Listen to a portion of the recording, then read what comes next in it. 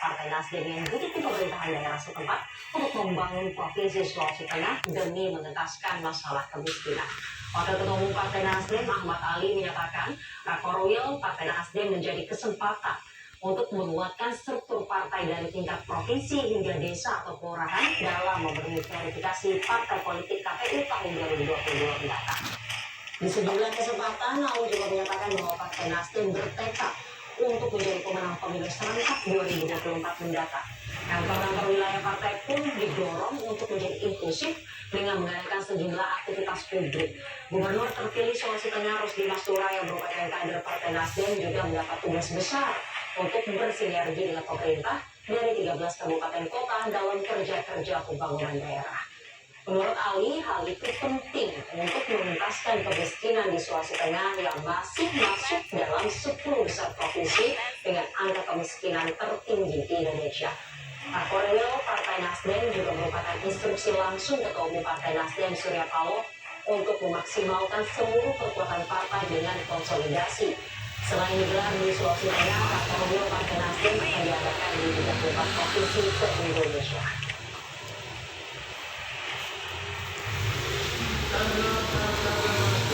Menjadi harapan baru bagi masyarakat terdekat. Tentunya ini menjadi tantangan bagi seluruh kader-kader Partai Nasdem.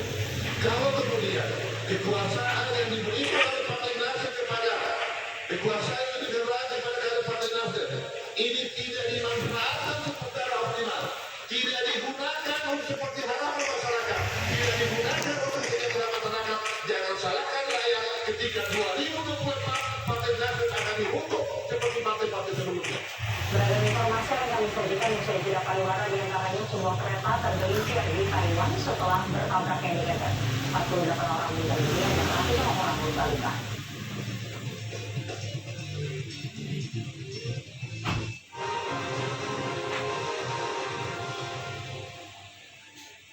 Didukung oleh kopi gula aren baru, kopi merah gula arennya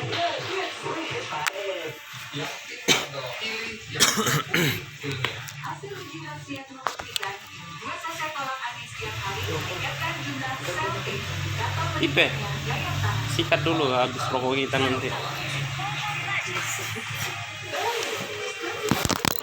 Gila. Kantong sikat nanti tuh.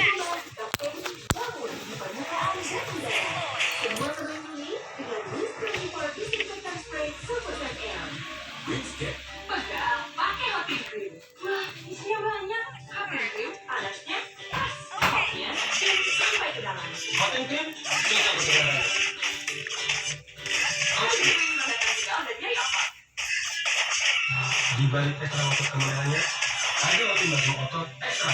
Di balik perjuangan ekstranya, ada otot masuk otot yang akan pegang dan otot.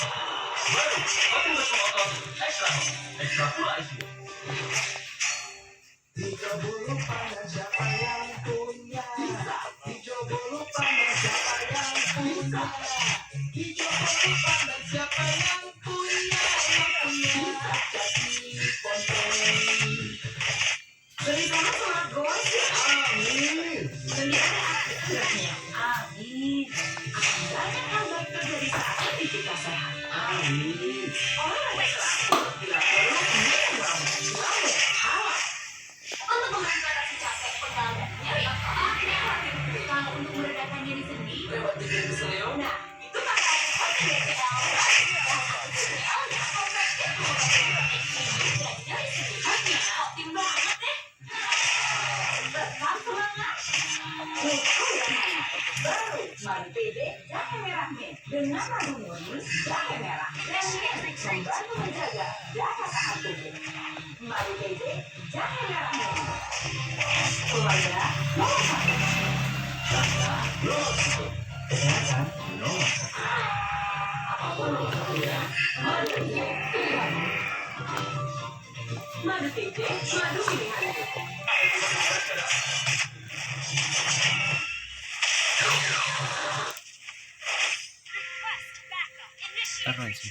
Belum merinci sudah berapa lama pelaku memiliki senjata tersebut. Dalam pemeriksaan, saya ditemukan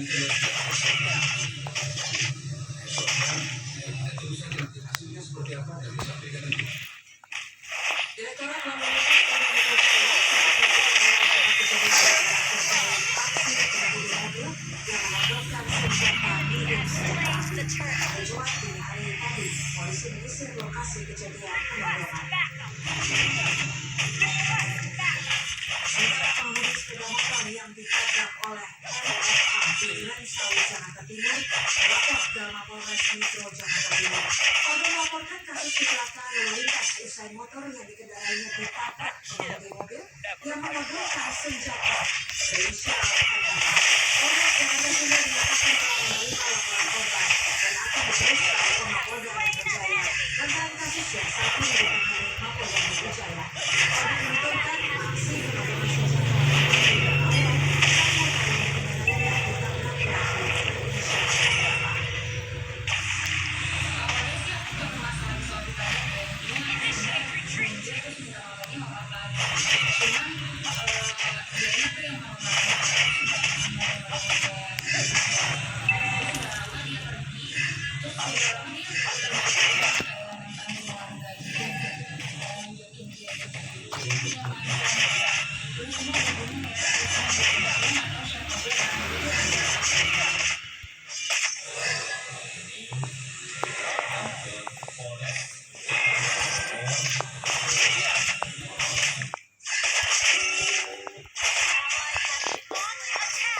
Ini berpenumpang lebih dari 400 orang. Akibat kecelakaan ini, 48 orang meninggal dunia termasuk masinis, sementara itu lebih dari 100 orang terluka dan sudah dibawa ke rumah sakit terdekat untuk dirawat. Menurut pihak penumpang, sebuah truk konstruksi beroperasi di dekat jalur rel kereta, kemudian terguling dari atas bukit. Diketahui ketika itu tidak ada orang di dalam truk.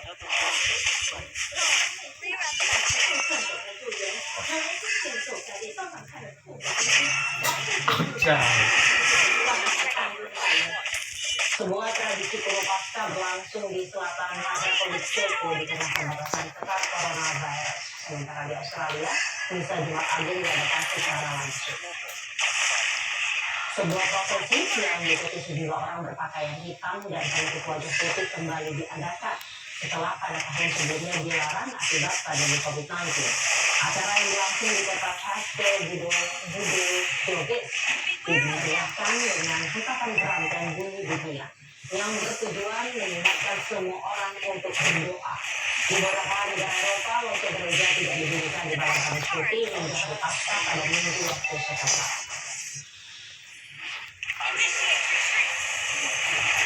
Misa Jumat Agung diadakan di penjuru Australia dan disambut sukacita karena akhirnya jemaat bisa beribadah secara langsung setelah sebelumnya dilarang karena pandemi COVID-19. Tahun lalu pelayanan diadakan secara online. Katedral St. Mary di Sydney dibuka untuk misa pada hari Jumat dengan kapasitas 100% meskipun gereja tidak secara penuh membuka pelayanan.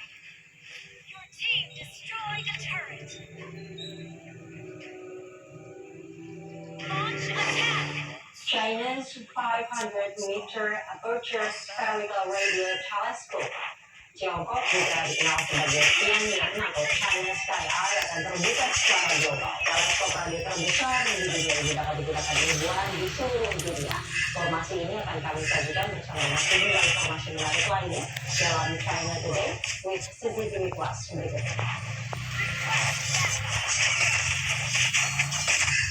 Presiden dan pendiri Institut Schiller Internasional, Michael Z. English, mengatakan seluruh orang di dunia harus melihat gambaran nyata di balik laporan yang disajikan oleh beberapa media barat mengenai masalah di Xinjiang, Tiongkok.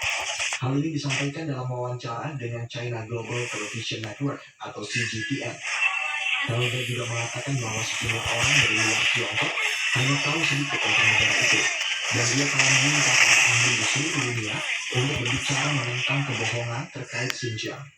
And therefore I have called these experts from all over the world to join in this campaign to speak out and say this is a lie, this is not true. Pembuat smartphone Tiongkok Xiaomi mengumumkan berencana untuk memasuki pasar kendaraan listrik dengan pembentukan unit bisnis baru yang didedikasikan untuk mobil listrik tingkat. Perusahaan ini akan menginvestasikan sekitar 10 miliar yuan atau 1,5 miliar dolar Amerika Serikat pada tahap awal dengan total investasi diharapkan mencapai 10 miliar dolar Amerika Serikat. Perusahaan juga memastikan pendiri dan CEO Ray Chun akan menjabat sebagai CEO unit kendaraan listrik pintar.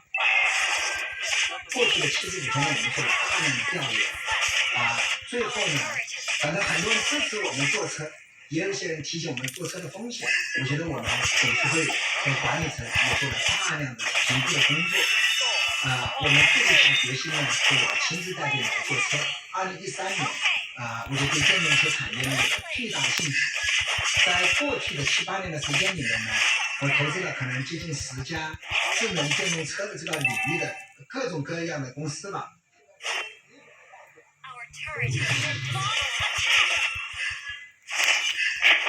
China's 500 meter aperture spherical radio telescope atau FAST Tiongkok, juga dikenal sebagai Tianyan atau China Sky Eye, akan terbuka bagi para ilmuwan di seluruh dunia sebagai aplikasi observasi. FAST adalah teleskop radio terbesar di dunia. Sejalan dengan prinsip Open Sky, para ilmuwan di seluruh dunia dapat membuat aplikasi online untuk menggunakan perangkat observasi mulai Rabu pukul 00 waktu setempat. Semua aplikasi dalam dan luar negeri akan menjalani peninjauan. Operasi ilmiah FAST mencapai proyek aplikasi gratis dan proyek besar. Waktu observasi untuk satu proyek harus kurang dari 100 jam. Hasil tinjauan lamaan akan dirilis pada 20 Juli dan observasi akan dimulai pada Agustus. Diharapkan 10% dari waktu observasi, yaitu sekitar 450 jam, dapat dibagikan kepada ilmuwan asing tahun ini atau tahun pertama perangkat tersebut terbuka untuk aplikasi global. Sejak mulai beroperasi secara resmi pada 11 Januari 2020, perangkat tersebut menemukan lebih dari 300 pulsar dan membuat terobosan besar di beberapa bidang penelitian, salah satunya FAST Radio Burst. FAST yang berada di Provinsi Guizhou, Tiongkok Barat Daya ini diyakini sebagai teleskop radio paling sensitif di dunia. Jangan beranjak terlebih dahulu pemirsa, Top News masih akan kembali usai jeda pariwara.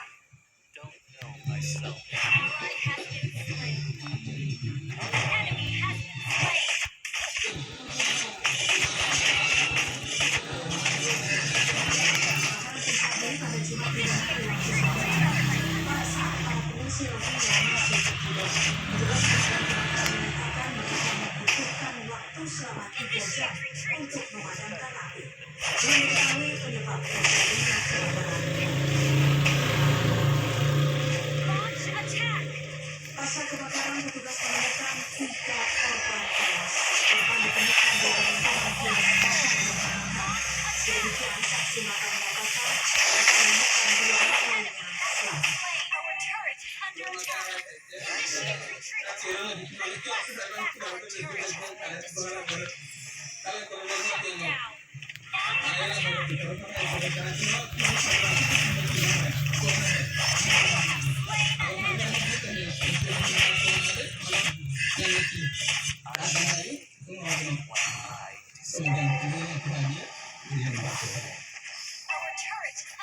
Taiwan, saudara, sebanyak 48 orang dinyatakan tewas akibat kecelakaan yang terjadi antara sebuah kereta dengan kendaraan di Taiwan. Media lokal menyebut kendaraan yang ditabrak kereta adalah semacam truk yang terjatuh dari jalanan dan mendarat di rel kereta.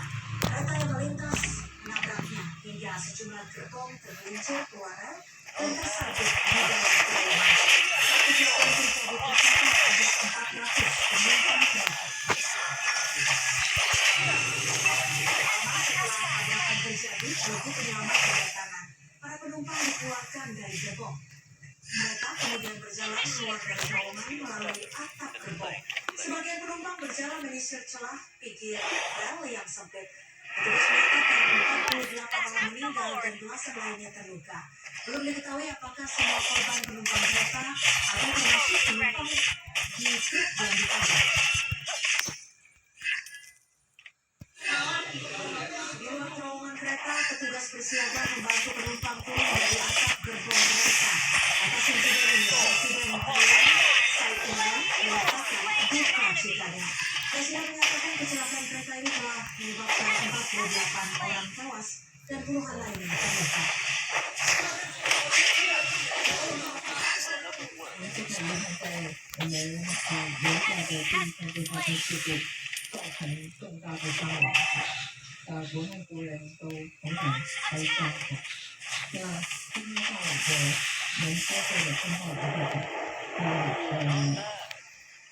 Setahun mengukir cerita penuh kasih di lembaga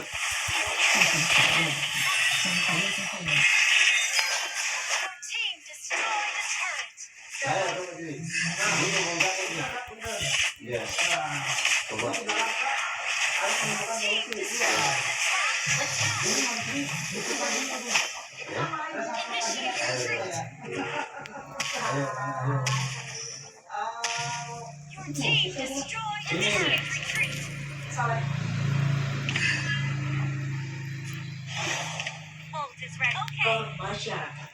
Nah, yang menjadi masalah menurut saya, masyarakat harus paham memang selama ini seolah-olah terjadi dalam tanda petik itu semacam keraguan atas kinerja polisi ketika polisi banyak menangkap para terduga teroris. Jadi yang muncul seolah-olah polisi ini arogan, polisi ini suka-suka.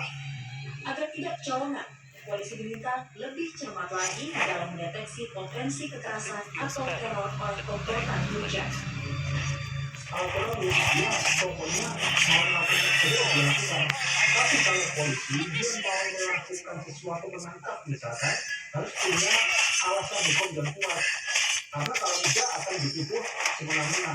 Ini yang menjadi sulit bagi posisi polisi. Kami pokoknya menyadari posisi itu dan kami berharap polisi juga semakin selain hati-hati, tapi juga selain meningkatkan profesionalisme melalui analisa yang tajam, terukur, dan mempunyai tingkat kualitas tinggi. Sehingga akan itu dilakukan itu tidak akan salah karena ketika kemudian juga pengadilan memang terbukti dia melakukan tidak pidana. Menurut Badan Nasional Penanggulangan Terorisme atau BNPT, anggota jamaah Ansarut Daulah Makassar sebetulnya sedikit. Namun, karena mereka bergerak secara underground atau di bawah tanah, keberadaannya sulit dilacak.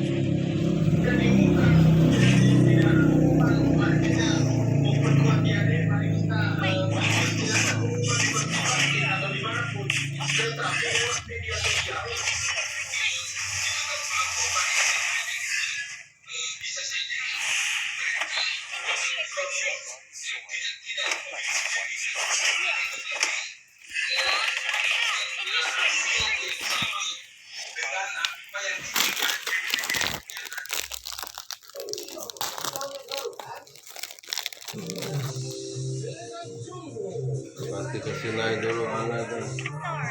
Oh.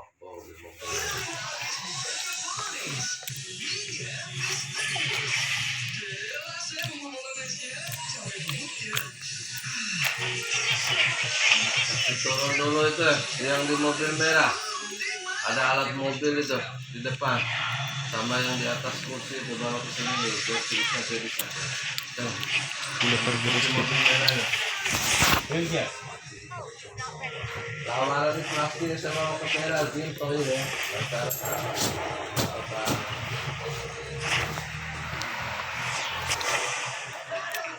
Bentrokan terjadi ketika masa dari perumahan tertutup dengan masa yang sangat berkuasa di Kabupaten Bima Jambi. Korban memprotes lantai perusahaan yang menutup portal sehingga membuat mereka sulit mengakses jalan. Peraturan aparat Polres Bima dan TNI Polisi disiagakan di lokasi untuk meredam bentrokan. Polisi masih menyelidiki bentrokan yang mengakibatkan puluhan orang terluka.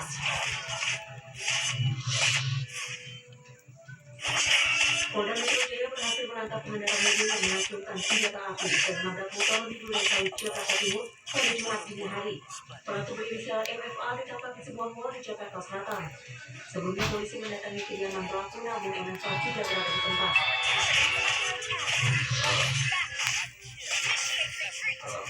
Dua warga Indramayu ditangkap Polres Metro karena kedapatan mengunggah video hoax yang memberitakan rumah polisi dan dijarah setelah ditinggal menyusul pemiliknya. Menadakan kebakaran tangki minyak golongan.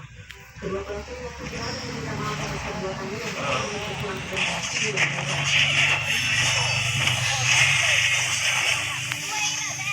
Sebanyak 34 warga Tugu Pengkol Klaten Jawa Tengah terkonfirmasi positif COVID-19. Guna mencegah penyebaran virus, satu kampung di lockdown atau ditutup total dari aktivitas keluar masuk kampung. Penyekatan di tempat kampung dilakukan secara bertahap.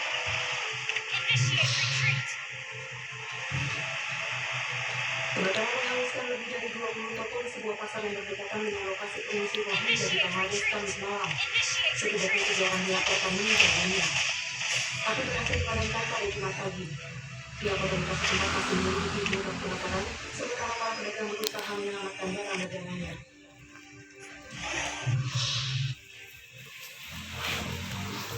Sebuah kereta berpenumpang tertabrak oleh sebuah kendaraan tanpa awak di atas bukit dan sebagian tergelincir di luar terowongan rel di Hualien, Taiwan. Akibat kejadian ini sedikitnya 48 orang meninggal dunia dan puluhan lainnya terluka. Upaya penyelamatan pun terus berlangsung.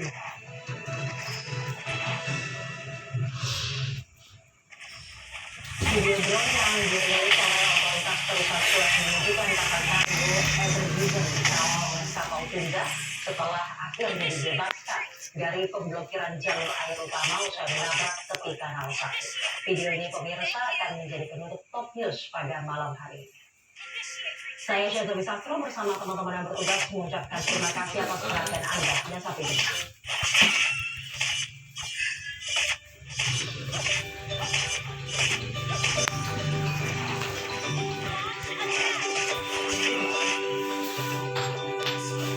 Kasih naik dulu aja deh.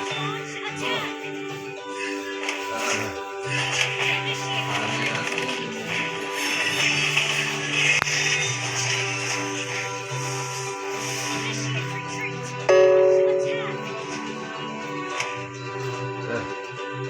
Kasih naik deh.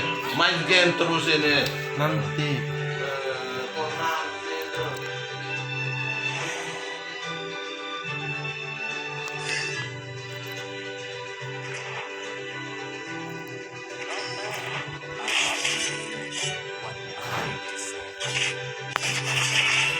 Sana kung sasaro deh, sana.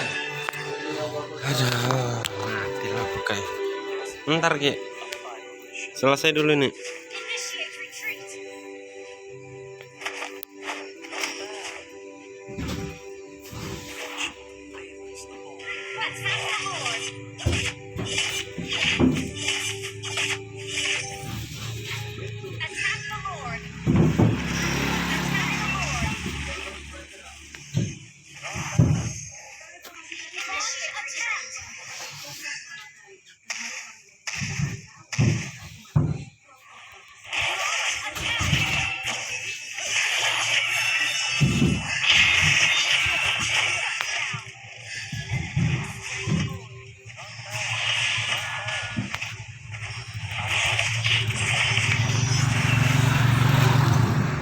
Kalah.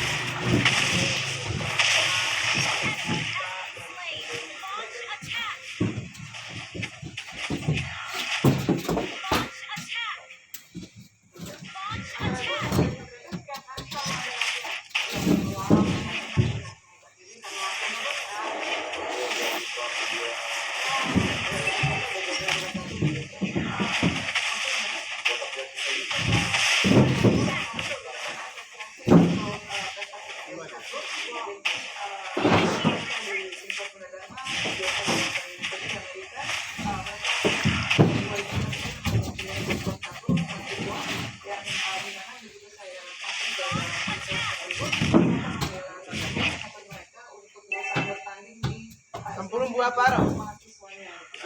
Tempurung buah apa? Tempurung buah sini, Bro.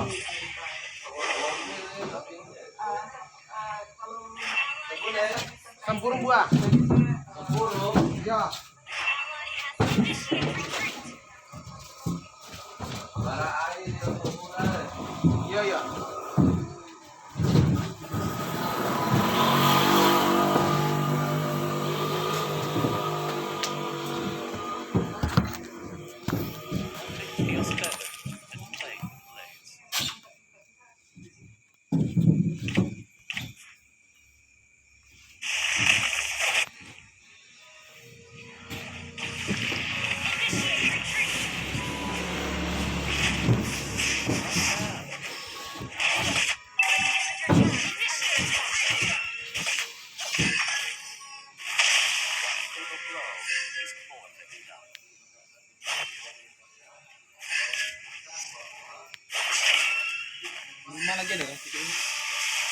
Mana ada penutup di situ lagi habis. Yang di situ.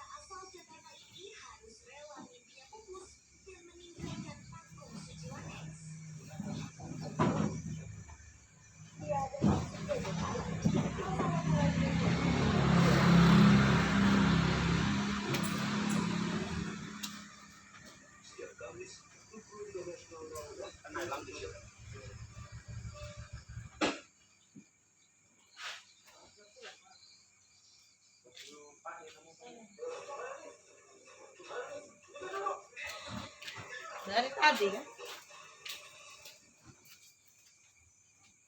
Apa namanya?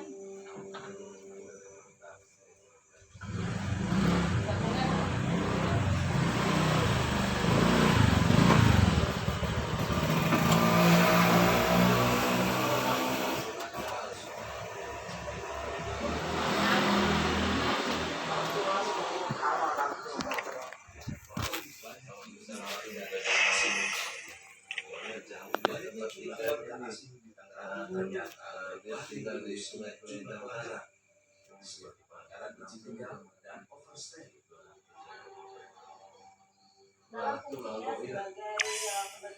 Gorengan masyarakat imigrasi salah satu